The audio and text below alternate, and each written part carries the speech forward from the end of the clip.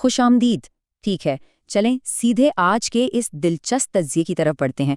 آج ہم ان خاص ذرائع اور پیشگوئیوں پر بات کریں گے جو برج سرطان یعنی کینسر افراد کے لیے آنے والے 24 گھنٹوں میں ایک بہت بڑی مگر خاموش تبدیلی کی نشاندہی کر رہے ہیں۔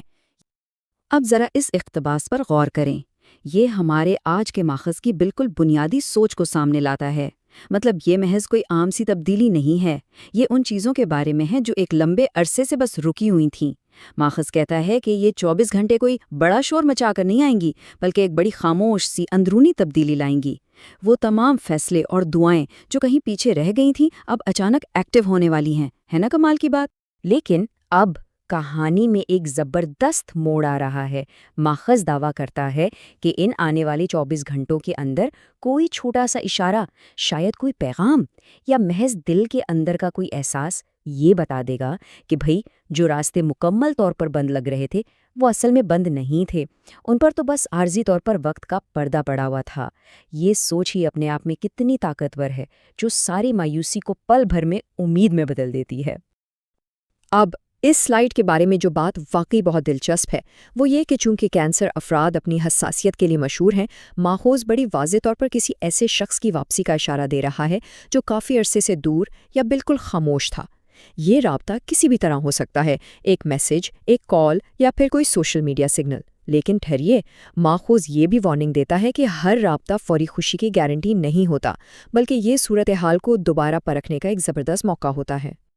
اور بالکل یہی وہ سوال ہے جو ماخذ ہمارے سامنے رکھتا ہے۔ جذبات کی رو میں بہہ جانے کے بجائے یہ سوچنے کا مقام ہے کہ کیا واقعی سامنے والے کی نیت صاف ہے؟ کینسر افراد کی وہ جو نرم دلی ہے نا، وہ اکثر انہیں نقصان پہنچا سکتی ہے۔ تو دل ہارنے سے پہلے یہ جانچنا بالکل لازمی قرار دیا گیا ہے کہ کیا واقعی کوئی خلوص سے آیا ہے یا صرف اس نرم طبیعت کا فائدہ اٹھا رہا ہے۔ اور یہ سلائیڈ بڑی خوبصورتی سے اس بات کا نقشہ کھینچتی ہے کہ یہ تبدیلی مختلف صورتحال میں کیسی دکھے گی۔ شادی شدہ کینسر افراد کے لیے یہ پرانی غلط فہمیوں کے ختم ہونے اور بند دروازوں کے کھلنے کا وقت ہو سکتا ہے۔ دوسری طرف غیر شادی شدہ افراد کے لیے ایک زبردست نئی کشش کی توانائی تو موجود ہے، مگر بھئی وہی شرط پھر لاگو ہوتی ہے، آگے بڑھنے سے پہلے نیت کو لازمی پرکھنا ہے۔ ماخذ کی ایک اور بڑی شاندار بصیرت جو سامنے آئی ہے وہ یہ کہ دل ٹوٹنے یا مخالفت کی صورت میں خاموشی کمزوری نہیں بلکہ ایک زبردست طاقت ہے۔ کینسر افراد کے لیے خاص ہدایت ہے کہ ہر بات پر ری ایکٹ کرنا یا غصہ دکھانا ضروری نہیں، بس خاموشی کو اپنی ڈھال بنا لیں۔ آپ دیکھیں گے کہ وقت خود ہی بغیر کسی جھگڑے یا غصے کے سچائی کو سب کے سامنے لے آئے گا۔ اب ہم اپنے چوتھے اور آخری حصے کی طرف بڑھتے ہیں، روحانی رہنمائی، دعائیں، وظائف اور سپردگی۔ ان تمام دنیاوی معاملات کے ساتھ ساتھ اس خاص وقت میں روحانی سکون انتہائی اہم ہے۔ لوگوں سے شکایتیں کرنے کے بجائے ماخذ نے ایک بہت ہی پرسکون اور طاقتور حل بتایا ہے۔ وہ یہ کہ رات کی گہری خاموشی میں یا پھر فجر کے قریب اپنے تمام بوجھ براہ راست اوپر والے کے سامنے رکھ دیں، اور دعا میں کوئی ضد نہیں کرنی بلکہ صرف وہ مانگنا ہے جو حق میں بہتر ہو، اور ان چیزوں سے پناہ مانگنی ہے جو بظاہر تو اچھی لگتی ہیں مگر اندر سے واقعی نقصان دہ ہیں۔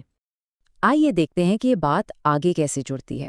ماخذ یہاں ایک بڑی مخصوص روحانی مشق کی طرف اشارہ کر رہا ہے، اور اس کے لیے جو نمبر تجویز کیا گیا ہے وہ ہے 129۔ یہ 129 کا عدد دراصل یا لطیف پڑھنے کے لیے ہے۔ ماخذ کے مطابق یہ خاص وظیفہ ان لوگوں کے لیے ایک زبردست تحفہ ہے جو خود کو مکمل طور پر پھنسا ہوا محسوس کر رہے ہیں۔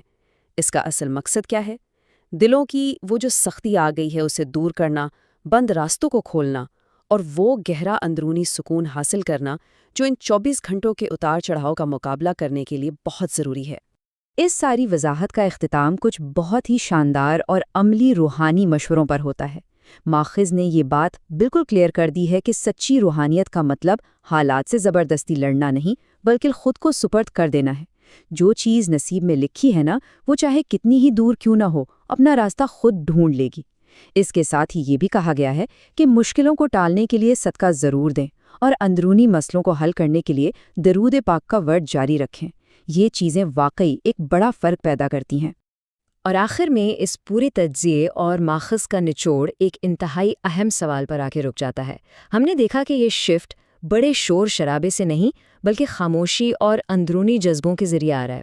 تو سوچنے کی بات یہ ہے، کیا کینسر افراد ان خاموش اشاروں پر بھروسہ کرنے، اپنی اندرونی آواز کو سننے اور بغیر کسی جلد بازی کے اس زبردست تبدیلی کو اپنانے کے لیے پوری طرح تیار ہے؟ یہ یقیناً ایک ایسا سوال ہے جو بہت گہری سوچ کی دعوت دیتا ہے، اور اسی کے ساتھ ہماری آج کی یہ وضاحت مکمل ہوتی ہے۔